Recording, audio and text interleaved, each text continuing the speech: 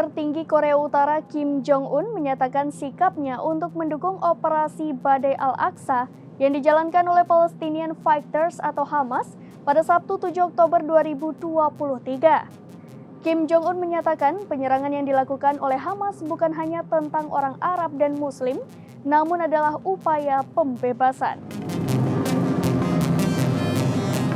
Pemimpin tertinggi Korea Utara Kim Jong-un menyatakan sikapnya untuk mendukung operasi Badai Al-Aqsa yang dijalankan Palestinian Fighters atau Hamas sejak Sabtu 7 Oktober 2023 lalu.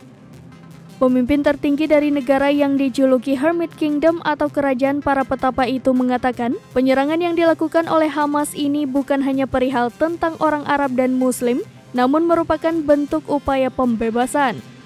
Mengutip Rodong Sinmun, salah satu media cetak Korea Utara pada Selasa 10 Oktober 2023, Kim Jong-un menyatakan penyerangan Hamas ini merupakan konsekuensi dari tindakan kriminal Israel yang tiada henti terhadap rakyat Palestina. Sementara itu muncul dugaan Hamas menggunakan senjata yang diproduksi Korut.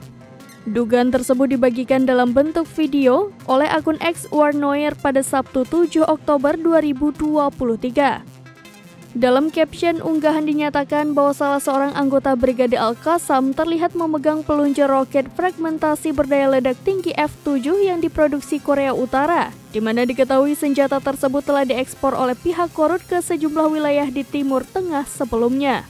Namun pengunggah belum dapat memastikan apakah Korut secara langsung memasok senjata tersebut ke Hamas atau apakah ada kemungkinan senjata tersebut diberikan melalui transaksi yang melibatkan negara lain.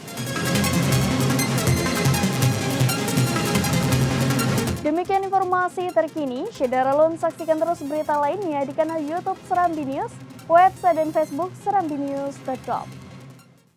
Download Tribun X sekarang, menghadirkan lokal menjadi Indonesia.